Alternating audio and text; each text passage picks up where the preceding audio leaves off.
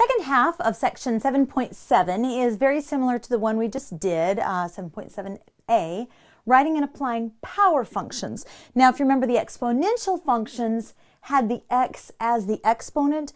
The difference is a power function has the x with a power of b. So in other words, the part that is unknown is the base for the power. So let's just jump right in. We're going to do the same thing we did before, except we're going to have a power function instead of an exponential function as our equation. So just like with exponential functions or with a line, all we need is 2 points to determine that power function. So we have 2 points. I want to say I've got a power function that goes through these 2 points. So what I'm going to do is I'm going to use these 2 points to write 2 equations with 2 unknowns and then just solve for the unknowns for the a and the b. So my equation is y equals ax to the b power. So y is 6 equals a and x is 4 to the b power. And then the other equation is going to be 15 equals a times 8 to the b power. And so then, just like before, what we're going to do is we're going to solve for a so that we can then isolate one of the variables and use substitution. So to solve for a, you would divide both sides by 4 over b. So we have 6 over 4 to the b power. Be careful with your b's and your 6's so they don't look identical. All right, so then we're going to put this in for this a. So 15 equals, put in this is what we said equals a. So 6 over 4 to the b power times 8 to the b power over 1. And so now we can reduce this down. So if this is 4 to the b, so this is 2 to the b power. And so now we have 15 equals 6 times 2 to the b power. So simply divide by 6. And 15 divided by 6, is that 2.5? Let's see. So now 2 to the b power. All right. So now what you're going to do is you've got to solve for the b. You've got to get the b by itself. So this is where we're going to use a log. So this says log, the 2 is the base, log base 2 of the 2.5 equals the exponent. So remember, so what I'm doing from here to here is just using the parts and pieces of a log. This is a log. A logarithm uses 2 as the base, 2.5 is your answer here, and now your answer of the log is the exponent. All right. So if you don't remember doing that, that's back in the first part of chapter 7. So go back and look now. Why is she doing this?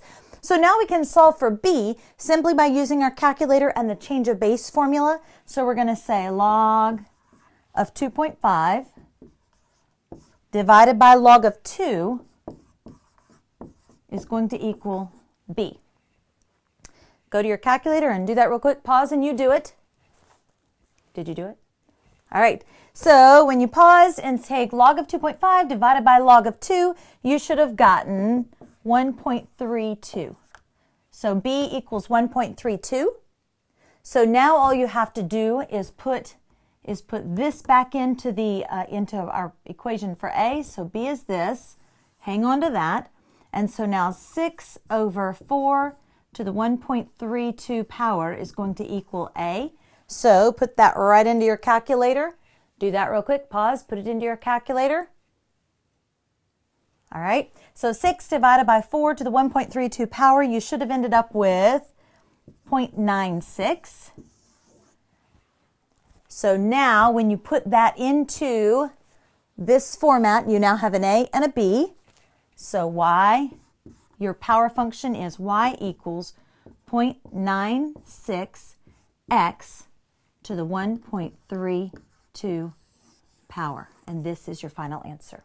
All right. So the first section of your homework, this is all you're going to do. You have 2 points. You want to write a power function. So you're going to use this equation, put in 2 x's and 2 y's, solve for an a and a b, and then put it back into your original equation. Simple enough? All right. Let's move on. The same type of thing we did in the last section regarding finding line of best fit is also going to work for power functions. The difference is this.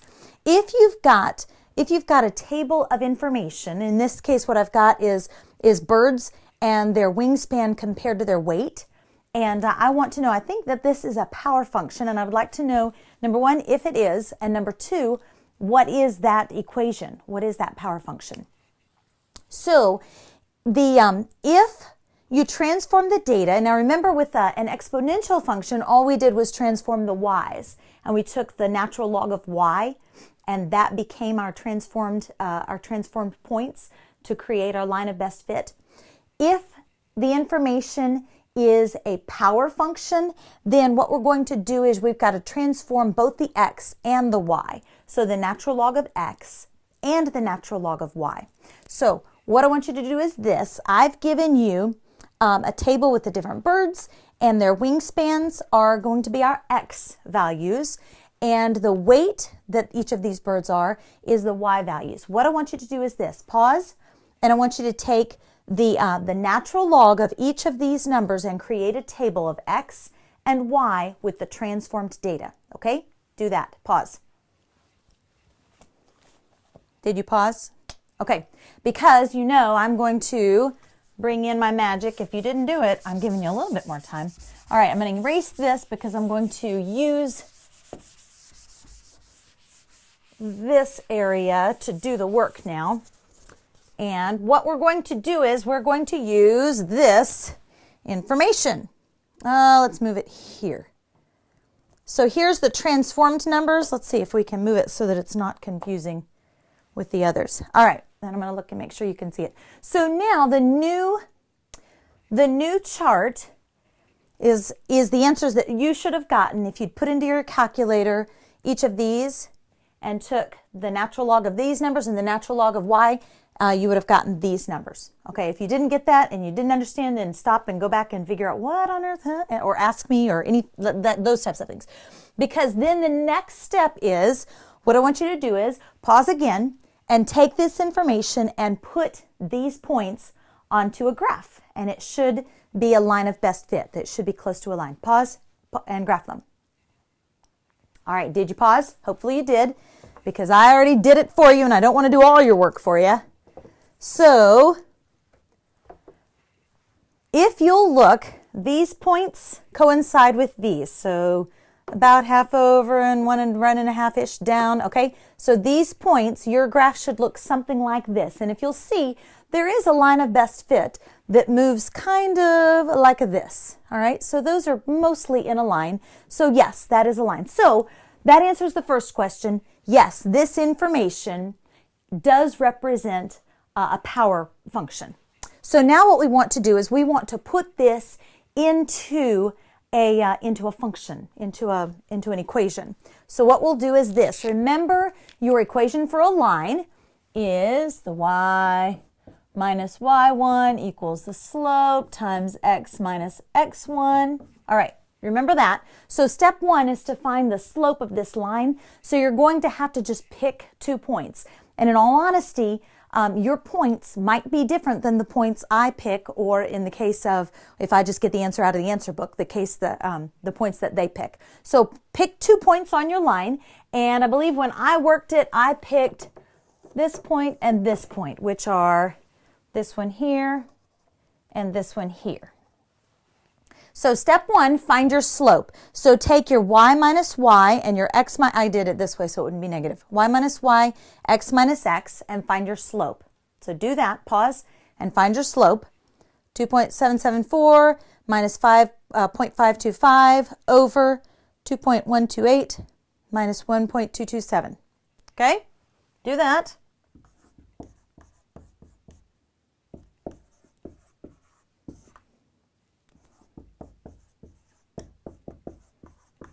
And when you do that, now that you're back, and you've already done it, yes, I get 2.5. And it's approximate. It doesn't have to be exact. It's okay. This is all an approximation. So now you have all of the information you need to put that back in. So what we're going to do is this. Our y's represent the natural log of y minus y1, and let me see which point I used. I think I used the last one in my figuring. And there again, you can use any point you want, and it should be close. Everything should be very close. It might not be exact because these points aren't exactly on a line. All right, so then minus the 2.774 equals your slope times natural log of x minus, what is the x of this point? 2.128. All right, so now we have an equation. All we have to do is solve it and solve for y. Remember that? We're going to solve for y and get our function. So let's move this out of the way and let's get to solving. All right, so first we've got to take that through.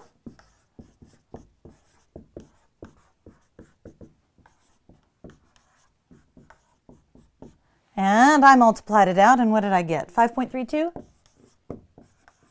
So 2.25 times 2.128 should be 5.32. And then what you're going to do is you're going to move, you're trying to get the y by itself, remember? So everything on this side, you're trying to move it over there and simplify as much as you can. So let's get rid of this part that's added on.